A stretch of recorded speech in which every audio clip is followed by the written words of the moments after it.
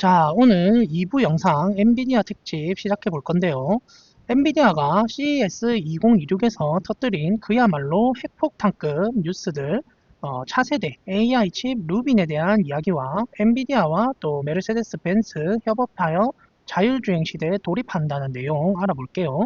결론부터 말씀드리면은 엔비디아가 경쟁사들에게 따라올 테면 따라와봐라 그러면서 승부에 세기를 박았습니다.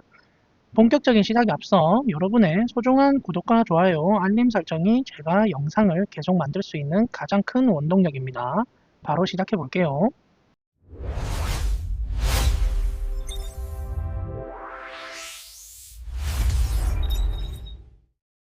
자, 먼저 일론 머스크의 반응부터 보시죠. 일론 머스크는 이 루빈 칩을 보고 이렇게 평가한 적이 있어요.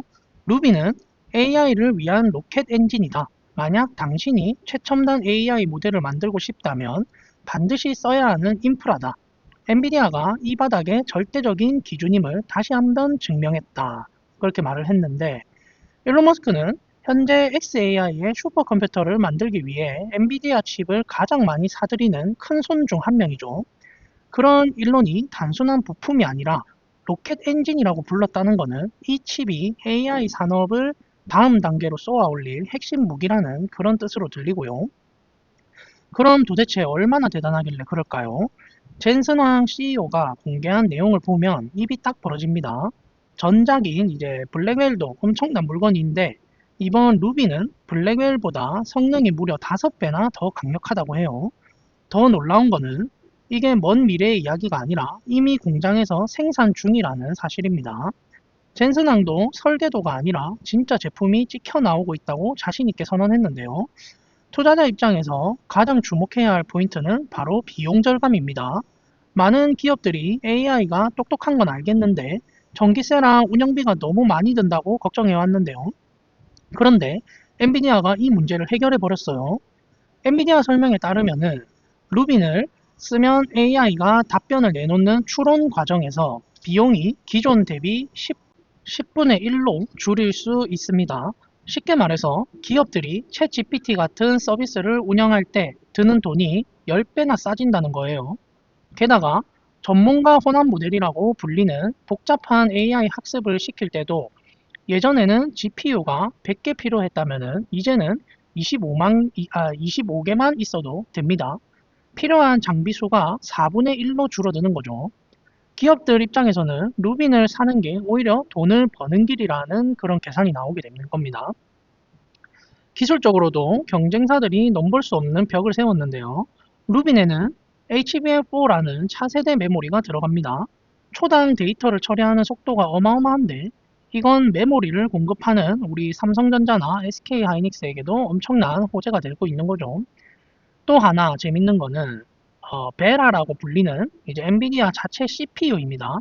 엔비디아는 이제 GPU만 파는 게 아니라 자신들이 만든 CPU까지 한 세트로 묶어서 팝니다. 이렇게 되면 데이터 센터 시장에서 인텔이나 AMD가 설 자리는 점점 더 좁아질 수밖에 없겠죠. 젠슨항은 루빈 팟이라는 거대한 시스템도 공개했는데요.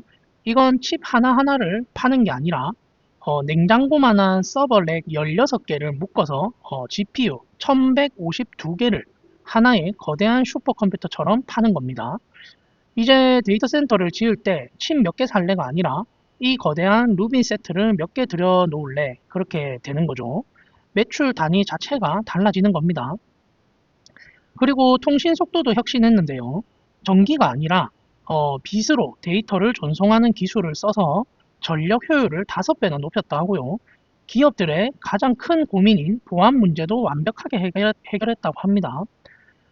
정리해보면은 엔비디아는 성능은 5배로 올렸고요. 비용은 7배에서 10배까지 낮춰주는 괴물을 내놓았습니다. 블랙에를 뭐 이제 막 그 주문했거나 또는 주문하려고 했던 빅테크 기업들도 이 압도적인 성능 차이 때문에 지갑을 계속 열 수밖에 없게 만드는 그런 개미지옥을 설계한 셈이에요. 엔비디아의 독주는 당분간, 아니 아주 오랫동안 계속될 것 같습니다. 자, 그리고 이제 1, 2부 또 오늘의 마지막 소식은 자율주행 시장의 판도를 완전히 뒤엎을 만한 역대급 소식을 들고 왔어요. 바로 엔비디아의 젠슨 황이 발표한 알파마요라는 녀석인데요. 이게 이제 차 이름이 아니라 자동차의 두뇌 역할을 하는 새로운 인공지능 모델이에요. 이 알파마요가 왜 대단한지 한번 알아볼게요. 이제 자동차가 사람처럼 생각하고 추론을 하기 시작했기 때문인데, 예전 자율주행은 뭐 빨간불이면 멈춰라 같은 그런 정해진 규칙에 따라 움직이는 그런 기계들이 대부분이죠. 이제 알파마요는 상황을 맥락으로 이해합니다. 예를 들어 앞에 가는 차가 뭐 비틀거리네. 저 운전자 술 마셨나 보다. 뭐 거리를 좀 벌리자. 그렇게 스스로 판단하고 행동하는 거죠. 어디서 많이 들어보셨지 않나요? 네, 테슬라의 그런 그 테슬라 FSD, 테슬라 자율주행과 같은 맥락인 겁니다. 여기에 이제 VLA 모델이라는 아주 최신 기술이 들어갔는데요. 쉽게 말해서 챗 GPT 같은 이제 똑똑한 언어 능력을 자율주행에 이식한 겁니다. 눈으로 본 상황을 논리적으로 분석해서 운전 동작으로 연결하는 거죠. 심지어 사고가 나거나 이상하게 주행했을 때 인공지능이 나는 이러이러한 논리로 이렇게 운전했다. 그렇게 설명까지 해준다고 해요. 그동안은 인공지능이 왜 그렇게 움직였는지 알 수 없는 그런 깜깜이 문제 때문에 규제 당국이 골머리를 앓았는데요. 알파마요가 이 문제를 해결해 버린 거예요. 근데 여기서 아주 재밌는 포인트가 있어요. 이 알파마요의 탑재 차량으로 발표된 그 자동차가 이제 벤츠의 보급형 모델인 CLA거든요. 그런데 제가 꼼꼼히 이제 살펴보니까 이 차에는 비싼 라이더 장비가 안 보이는 거예요. 원래 엔비디아와 벤츠는 비싸더라도 라이다랑 레이더를 다 달아서 겹겹이 안전을 지켜야 한다는 그런 풀장비 진영이었거든요. 근데 이번 알파 마요는 젠슨항이 직접 말했듯이 카메라 영상 위주로 돌아갑니다. 결국 엔비디아도 카메라만으로도 충분히 똑똑하게 운전할 수 있다는 테슬라의 철학이 맞았다는 걸 기술적으로 인정한 셈이에요. 라이다를 빼니까 차 가격도 낮출 수 있어서 이제 벤츠 CLA 같은 대중적인 차에도 엔비디아의 자율주행 기술을 또 팍팍 넣을 수 있게 된 거죠. 자, 이렇게 엔비디아가 기세를 올리니까 가만히 있을 일론이 아니겠죠. 일론은 트위터에 비웃는 이모티콘을 올리면서 한마디 던졌어요. 그거 우리가 이미 테슬라 FSD에서 다 하고 있는 거야. 그러면서 훈수를 두는 거예요. 일론이 지적한 핵심은 롱테일 문제예요. 자율주행에서 99% 수준까지 만드는 거는 쉽지만 나머지 1%의 아주 희귀하고 황당한 돌발 상황들을 해결하는 게 진짜 실력이라는 거죠. 엔비디아는 우리는 컴퓨터 가상세계인 시뮬레이션에서 수억 마일을 주행시켜서 공부시키겠다는 그런 입장인데요. 일론은 현실은 상상보다 훨씬 괴괴하다. 실제 도로에서 고른 데이터가 없는 시뮬레이션은 한계가 있다고 좀 그렇게 장난 아닌 장난과 또 뭐 그런 비꼬는 그런 거예요. 하지만 엔비디아의 전략도 만만치 않아요. 젠슨항은 이 알파마요 기술을 오픈소스로 풀겠다고 선언했는데요. 누구나 갖다 쓸 수 있게 해서 테슬라를 뺀 나머지 모든 자동차 회사들을 엔비디아 편으로 만들겠다는 거죠.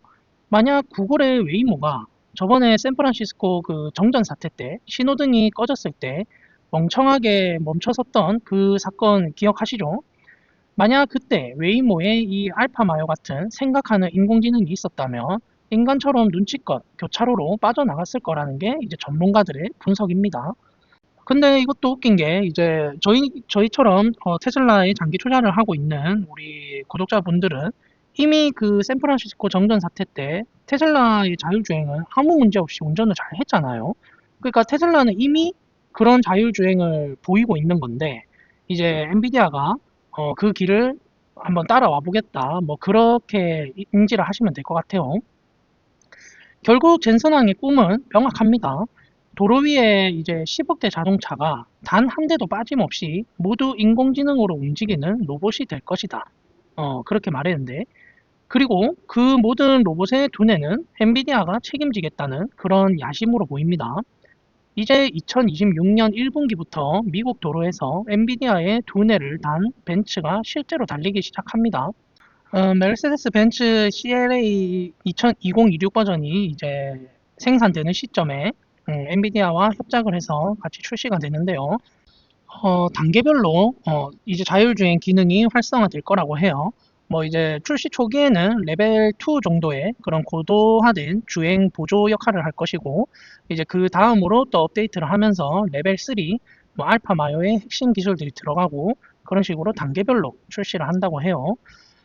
이번에 실전 경험이 깡패인 테슬라와 또 천재적인 시뮬레이션과 추론 능력을 들고 나온 엔비디아 연합군, 과연 최후의 승자가 누가 될까요? 자율주행 시장의 이 거대한 전쟁, 우리 투자자들은 정말 흥미롭게, 흥미진진하게 지켜봐야겠어요. 자, 제가 준비한 소식은 여기까지고요. 오늘 1부, 2부까지 다 들어주셔서 감사하고요. 오늘 전해드린 소식에 대해서 독자님들은 어떤 생각이 드셨는지 자유롭게 댓글로 남겨주시면 함께 이야기 나눠보겠습니다. 이상으로 장기 투자하는 파더 장투파였습니다. 감사합니다.